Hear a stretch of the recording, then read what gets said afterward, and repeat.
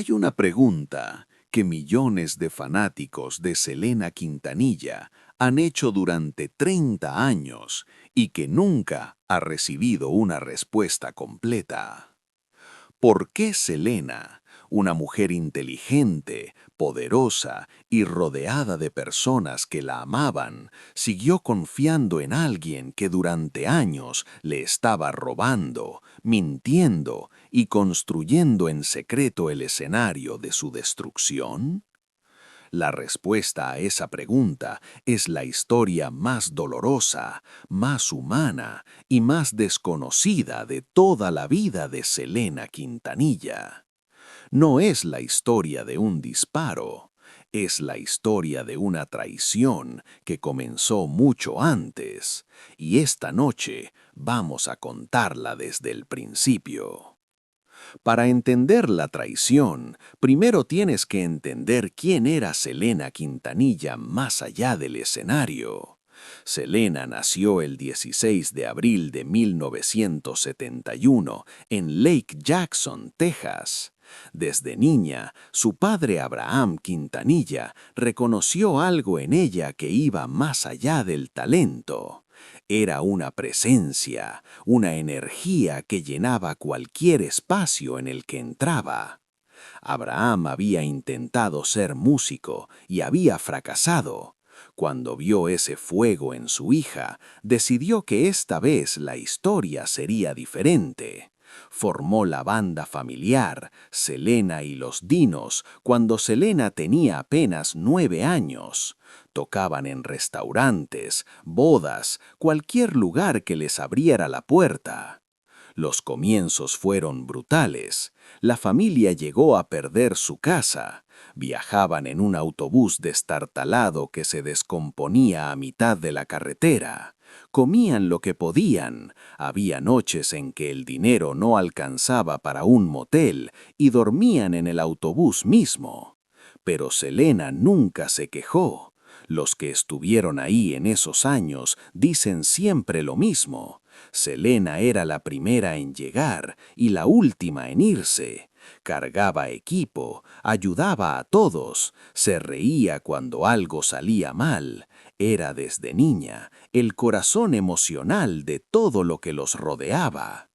Y esa cualidad, esa capacidad de hacer que las personas a su alrededor se sintieran vistas, queridas y especiales, fue exactamente lo que una persona usó en su contra.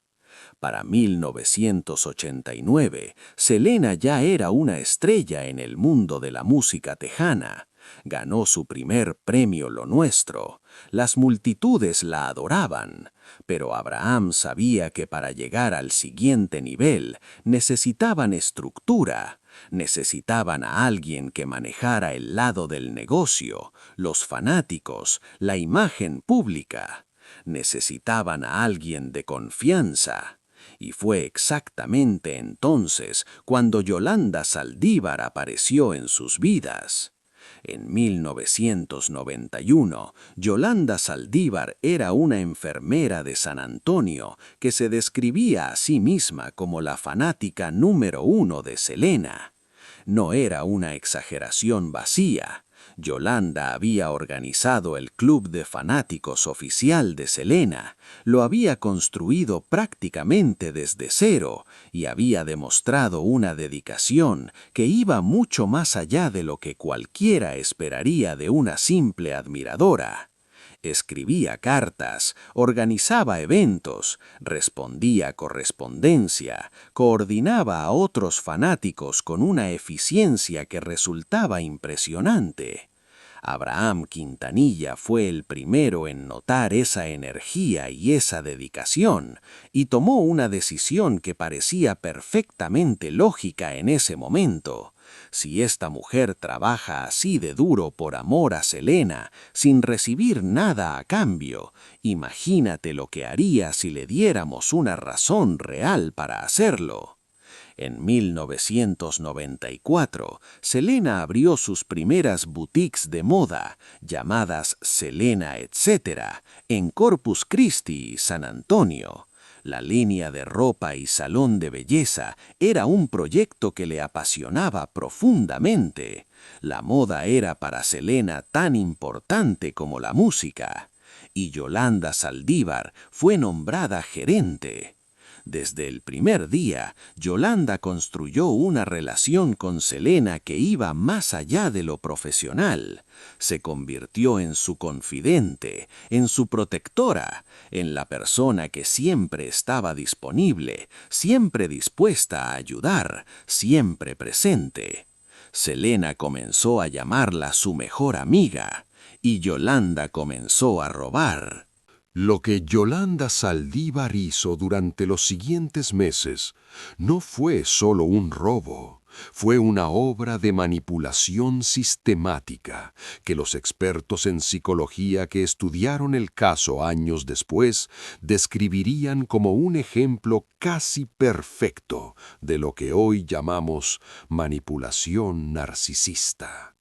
Yolanda no simplemente tomó dinero, creó un sistema. Falsificaba cheques, desviaba pagos, inventaba gastos, manipulaba los registros contables de las boutiques con una metodología que sugería que no era su primera vez haciéndolo. El dinero que debía ir a proveedores, a empleados, a los costos operativos del negocio de Selena, desaparecía silenciosamente hacia cuentas que solo Yolanda controlaba. Pero lo más oscuro no era el dinero, era cómo Yolanda usaba su posición de confianza para aislar a Selena. Cuando los empleados de las boutiques comenzaron a notar irregularidades y quisieron hablar con Selena directamente, Yolanda los interceptaba. Cuando los proveedores llamaban a reclamar pagos atrasados, Yolanda manejaba las llamadas y le decía a Selena que todo estaba resuelto.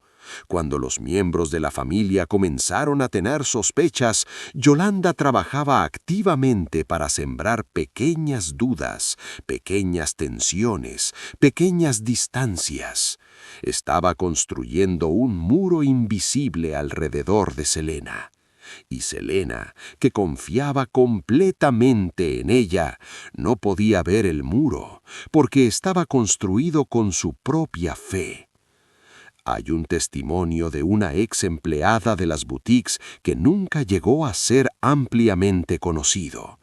Esta empleada dijo que en múltiples ocasiones intentó acercarse a Selena para contarle lo que estaba viendo, y que cada vez que lo intentaba, Yolanda aparecía, como si tuviera un sexto sentido para detectar cualquier amenaza a su posición.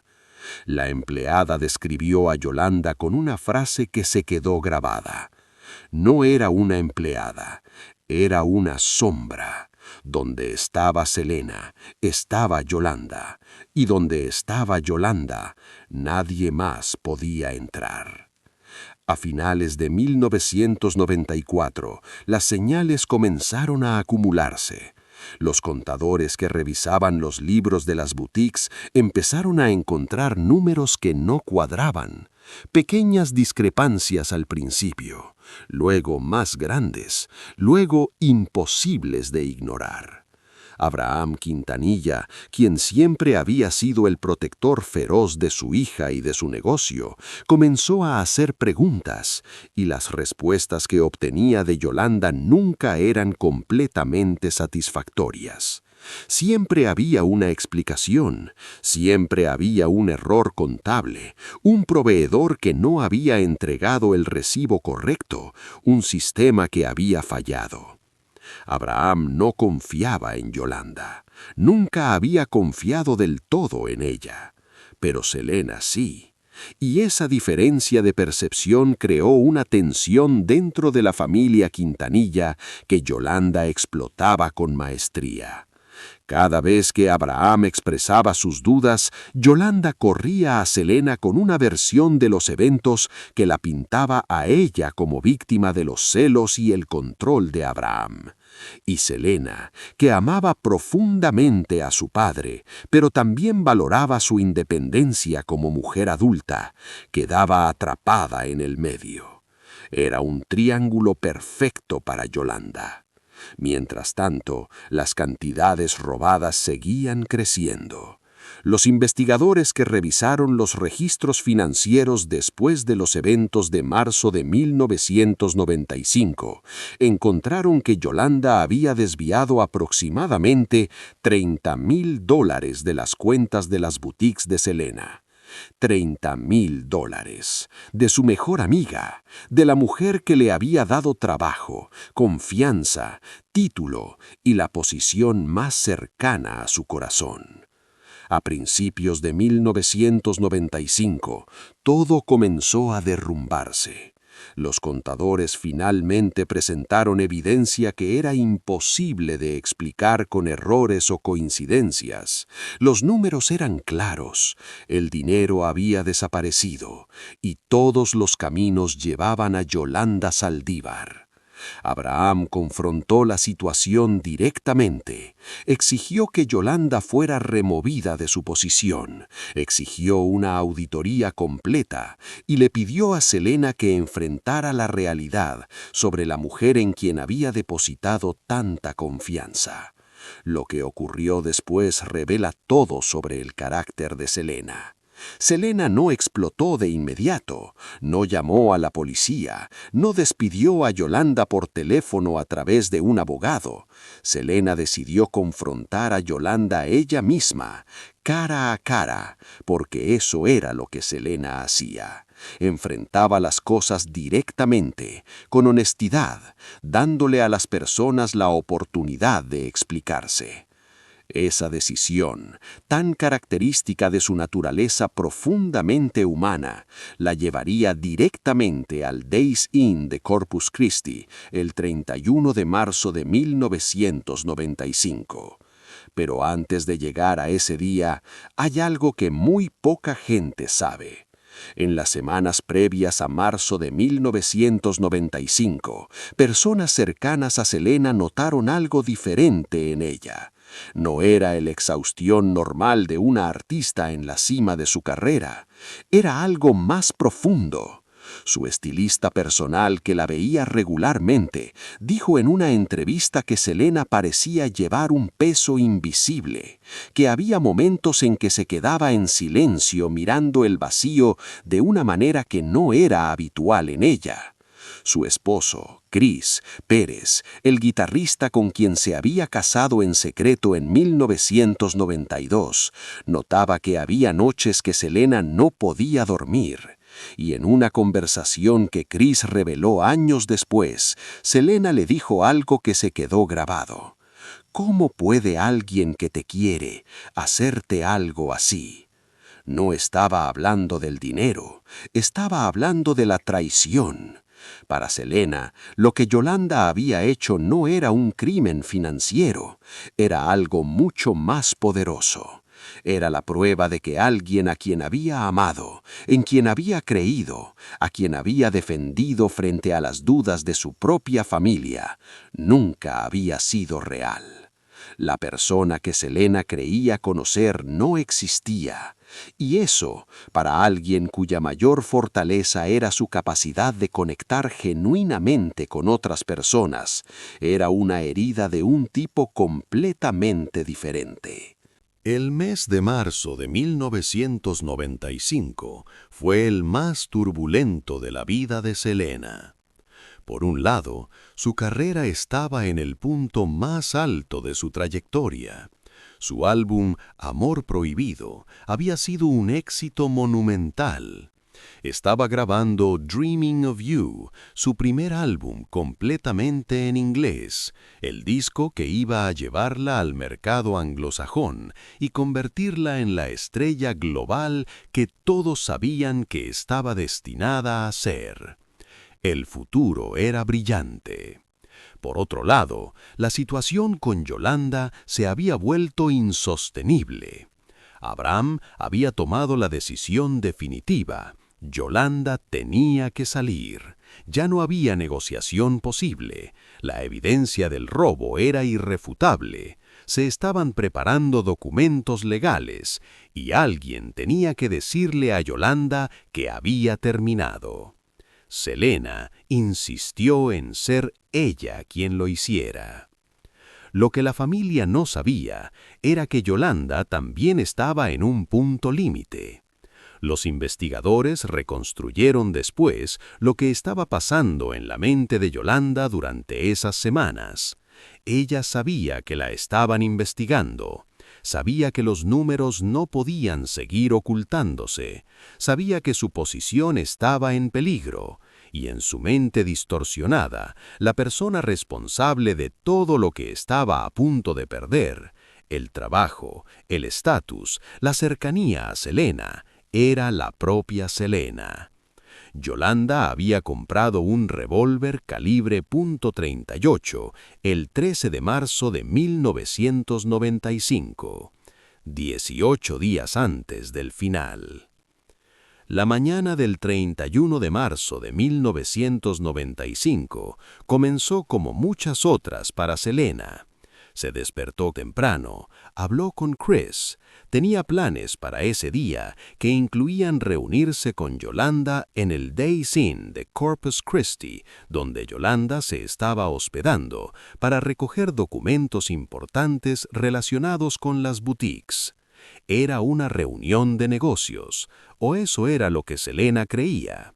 Lo que ocurrió en esa habitación de hotel durante las horas siguientes sigue siendo en algunos aspectos objeto de debate, pero los hechos fundamentales están establecidos. Selena fue al hotel, habló con Yolanda. En algún momento de esa conversación salieron juntas y Selena la llevó al hospital, donde Yolanda afirmaba haber sido víctima de una agresión sexual por parte del médico que las boutiques usaban en México. Esa afirmación nunca fue verificada. Los investigadores encontraron posteriormente que era casi con certeza falsa, pero en ese momento Selena le creyó. Porque Selena siempre creía en las personas que amaba.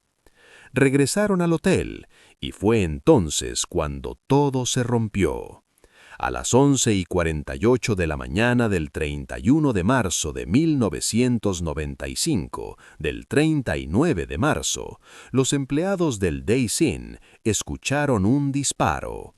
Selena Quintanilla, de 23 años, con toda la vida por delante, con un álbum en inglés a punto de cambiar la historia de la música, con millones de personas que la amaban en todo el mundo, corrió por el pasillo del hotel con una herida de bala, llegó hasta la recepción, pronunció el nombre de su asesina y colapsó.